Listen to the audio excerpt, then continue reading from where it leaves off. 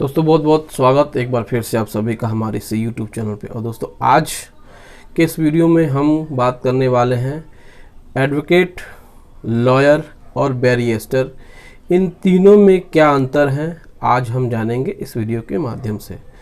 तो यदि आप इस चैनल पे नए हैं और अभी तक आपने इस चैनल को सब्सक्राइब नहीं किया है तो इस चैनल को सब्सक्राइब कर ले, बेल आइकन दबा के नोटिफिकेशन ऑन कर लें ताकि आपको रोज़मर्रा की ज़िंदगी में कानून की जानकारियाँ, नई नई जानकारियाँ मिलती रहें।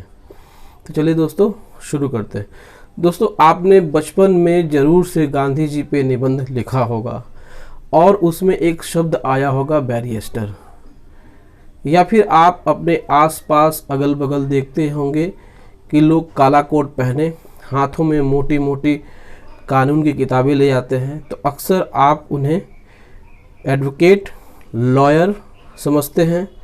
ठीक है, तो आइए जानते हैं कि बैरिस्टर, लॉयर एंड एडवोकेट, इन तीन शब्दों में क्या विभिन्नताएं हैं, ये तीन शब्द आपस में किस प्रकार से विभिन्न हैं, डिफरेंस है इनके अंतर में। काम इनका एक ही है लेकिन इनके नामों में अंतर है। तो चलिए जानते हैं। सबसे पहले हम लोग देखते हैं कि लॉयर कौन होता है। मान लीजिए एक व्यक्ति ने कानून की पढ़ाई की, उसने कानून की पढ़ाई की 3 साल या 5 साल, बीए, एलएलबी होता है, और एक एलएलबी हो जाए 3 साल का होता है। तो उसने कानून की पढ़ाई पूरी कर ली और उसके पास एलएलबी की डिग्री आ गई, लेकिन वो एडवोकेट नहीं बना, वो अभी तक लॉयर ही है, वकील ही है, जब तक कि वह अपने राज्य में हाई कोर्ट में जा कर के प्रदेश के बार काउंसिल में वो अपना पंजीकरण या एनरोलमेंट नहीं कराता है, तब तक वह वकील होता है, वो एडवोकेट नहीं बनता है। ठीक है, और जब वह अपने प्रदेश में जा कर के बार काउंसिल में जब वो रजिस्ट्रेशन करा लेता है, उसे एक लाइसेंस मिल जाता है, तो वह बतौर अधिवक्ता यानी कि एडवोकेट के रूप में जाना जाता है। एडवोकेट कौन होता है? एडवोकेट वह व्यक्ति होता है जो किसी व्यक्ति की ओर से आधिकारिक रूप से बोलने के लिए, कोर्ट में उसका पक्ष रखने के लिए एक ऑफिसर होता है, न्यायालय का ऑफिसर होता है।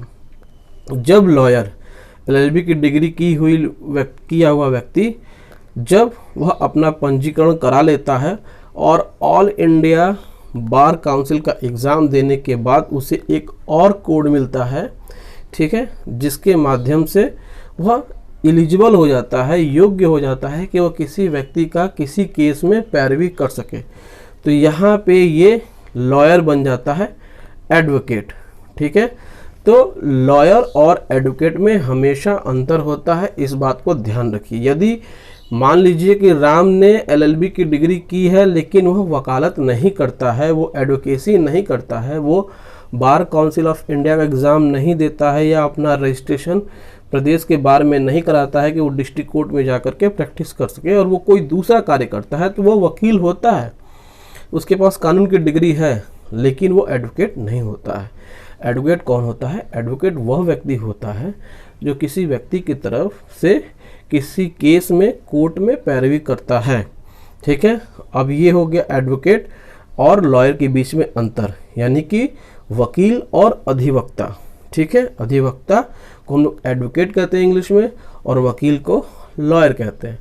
लेकिन अब हम बात करते हैं कि बैरिस्टर कौन होता है। जैसा कि मैंने आपको पहले ही बताया था कि गांधी जी के निबंध में एक शब्द हमेशा से हम लोगों को परेशान करता था कि बैरिस्टर क्या होता है।